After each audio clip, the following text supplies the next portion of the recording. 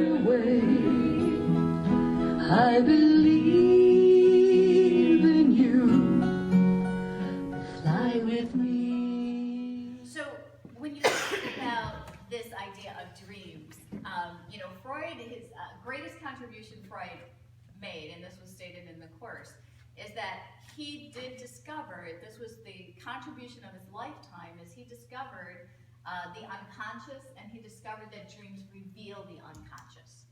And that was a great discovery back then. I mean, that's something we automatically know now, but at one point it wasn't known. So then you think about Jung coming in. And Jung comes in and he says, okay, dreams are, and the quote from Freud is, dreams are the royal road to the unconscious.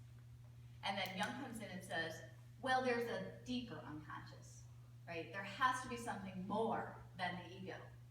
So a couple of quotes that I pulled out from Jung. He claimed that there was a spiritual reality within our unconscious that we could connect to. He said that knowing this, we realize that God is greater than we think, that there is a depth in people, an unconscious spiritual world. I mean, that's an amazing discovery, and if you've ever discovered this in your life, so this was something that was like a really cool thing. When I had dreams, it was an awareness that there was a spiritual reality within my mind that I could access anytime. Some people get it through meditation and prayer or walking in the woods, but there's just this awareness that, oh my gosh, there's this whole spiritual world within that you can access at any time. His most famous statement was, this is from Jung, he had never seen a case of neurosis that was actually cured until the neurotic person was brought in touch with that reality of which all the religions speak. Mm-hmm. So that's all mental problems can be touched and healed only as they are brought into meaningful contact with this living spiritual reality. So I would say that from my coursework, this completely concurs with that. That is exactly what the course is saying in many different ways. Bring the darkness to the light. Bring all of your healing to the or hurt to the Holy Spirit. Bring your perceptions to the Holy Spirit. Let it touch the light and let it be transformed.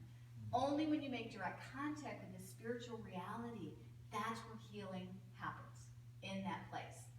Now, mostly, we would say, well, how do we make direct contact? In old religious studies, it would be, well, you go to church, you do good deeds, you have certain things you do. And then the Eastern religions are teaching about meditation and going within and catching this, getting in touch with this spiritual reality. So this is really, though, the idea of doing it through dreams. The first thing that would be helpful in accessing dreams is to realize that this is an ability you already have. If you go in with doubt and say, nah, that's not for me, that's only for special people, it's not going to work. God gives no special favors, and no one has any powers that are not available to everyone. Okay? Attitude. Use what's at hand. You're already dreaming. You already have the special ability to dream intuitively. Know that. Like, trust it. Have faith in it every night. And I'm going to give you a little bedtime prayer, but every night, this is something that is given to me by God. Right? You can't say, well, Patty has these amazing dreams, and I don't do that. I can't do that. As soon as you say that, you can't do it. Right? Because that's your decision making right there at the conscious level. So, step 1. Have a spiritual practice throughout the day. This is so important. Developing a habit of directing your mind, asking, trusting, getting into stillness, receiving, and gratitude. These are like aspects. If I did not have my spiritual practice, I don't think I would have opened this channel up.